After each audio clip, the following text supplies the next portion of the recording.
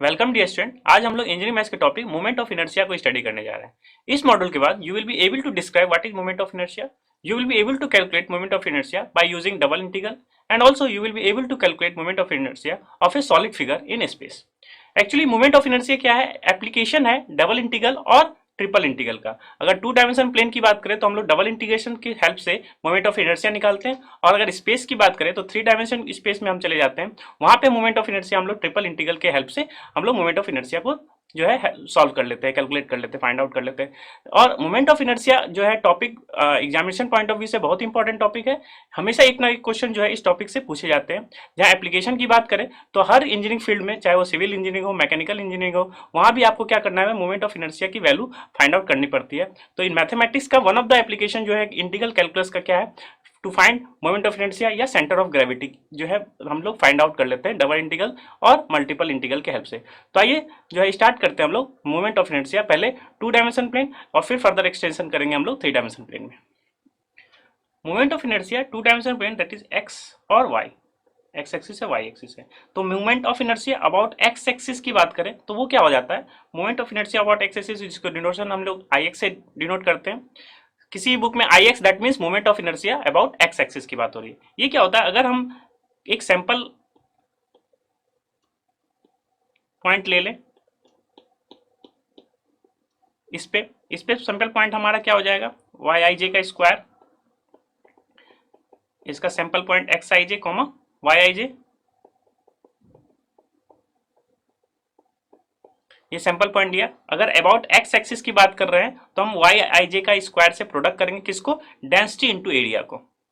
Density function क्या है हमारा, थ्रू आउट अगर कांस्टेंट है पूरे लेमिना में, पूरे बॉडी में, तो डेंसिटी इनटू एरिया से प्रोडक्ट किसको करेंगे हम, वाई आई जे का स्क्वायर से। तो अगर इंटीग्रेशन की बात करें तो ये लिमिटिंग अप्रोच है, m tending to n tending to infinity, सारी वैल्यूज को निकाल के सम अप कर रहे हैं और बाद में क्या कर रहे हैं, जो i varies from 1 to m और n varies from 1 to j varies from 1 to n, जो भी स्टेप है हमारा एक्स एक्सिस पे आई स्टेप है और जो भी वाई एक्सिस पे स्टेप्स है हमारा जे स्टेप्स है। तो उसको अगर टेंडिंग टू इन्फिनिटी कर दे, हम जो है इतने स्टेप्स में ब्रेक कर दे, हॉरिजॉन्टल स्ट्रिप और वर्टिकल स्ट्रिप को कि टेंडिंग टू इन्फिनिटी कर दे, तो हमारा एक्यूरेशन जो है वो क्या हो जाएगा, जो हो जाता है फाइन हो जाता है। तो इसलिए हम लोग क्या करते हैं, एम टेंडिंग और एन टेंडिंग टू क्या करते हैं, इन्फिनिटी करते हैं, जो आपका रिमानियन सम ऑफ इंटीग्रेशन का नोटेशन है। तो यहाँ से ये लिमिट डुअल समेशन है, तो ये क्या किस में कन्वर्ट हो जाएगा, डबल इंटीग्रेशन में कन्वर्ट हो जाएगा। और जिस रीजन की बात करें, सपोज आर, ये रीजन ऑफ इंटीग्रेशन हो जाएगा। तो I X is nothing but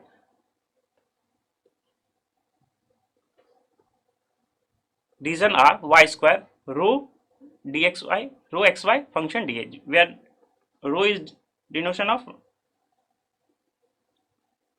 density function and D A is nothing but area. तो डी ए को हम लोग जनरली क्या लिखते हैं, area D X D Y. यहाँ पे एक जो डी एक्स डी वाई है उसको हम लोग चेंज भी कर सकते हैं, d y d x depends upon x का इंटरवल अगर कांस्टेंट है तो हम डी एक्स क्या करेंगे, हम बाद में इंटीग्रेशन करेंगे, और वाई का अगर कांस्टेंट है इंटीग्रेशन लिमिट ऑफ इंटीग्रेशन तो इसको हम हमेशा बाद में करते हैं। तो अगर यहाँ डी एक्स लिखा हुआ है तो ये फर्स्ट में हम with respect to x integrate करते हैं, तो ये इसमें क्या होगा, लिमिट ऑफ एक्स होगा, that is lower limit minus lower limit और ऊपर में अपर लिमिट। और ये इंटीग्रेशन क्या है, अगर डी वाई बाद में लिखा हुआ है तो that means this is your limit of y. Now this is Ix moment about x. Now what about moment about y axis?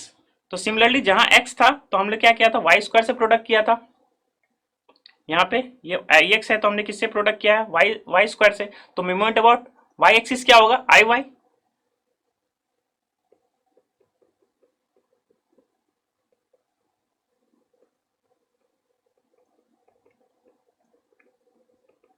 Moment about y axis को हम लोग किससे रिप्रेजेंट करते हैं, आई वाई से। तो सिमिलरली ये भी क्या होगा, एक डबल इंटीग्रेशन होगा, हम जो है एक्स वाई प्लेन की बात कर रहे हैं। तो आई एक्स क्या हो गया था, वाई स्क्वायर से मल्टीप्लाई हो गया था, तो यहाँ आई वाई क्या होगा, जी हाँ एक्स स्क्वायर से मल्टीप्लाई हो जाएगा।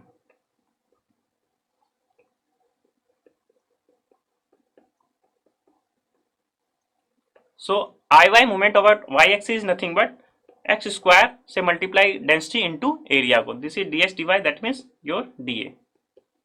नाउ अब अगर आपने मोमेंट अबाउट एक्स एक्सिस निकाल लिया, मोमेंट अबाउट वाई एक्सिस निकाल लिया, डेंसिटी फंक्शन आपको दे रखी होगी, तो इजिली आप कैलकुलेट कर सकते हैं डबल इंटीग्रल के हेल्प से आई एक्स और आई वाई।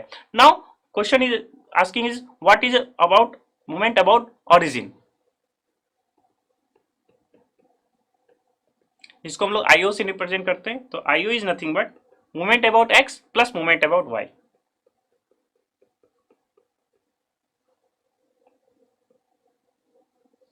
सो हमने तीन फॉर्मुलेशन देख लिया, आई एक्स, आई वाई और किसका, आई नॉट का, जिसको हम आई ओ भी कहते हैं। तो moment about origin is nothing but I x निकाल लेंगे, आई वाई निकाल लेंगे और क्या करेंगे, सम कर सकते हैं। तो अगर हम लोग डबल इंटीग्रेशन की हेल्प से देखें तो I naught is nothing but I x क्या था, वाई स्क्वायर, और आई वाई क्या था, एक्स स्क्वायर। तो ओवरऑल क्या हो गया हमारे पास, x square plus y square और density function x y into d s t Y.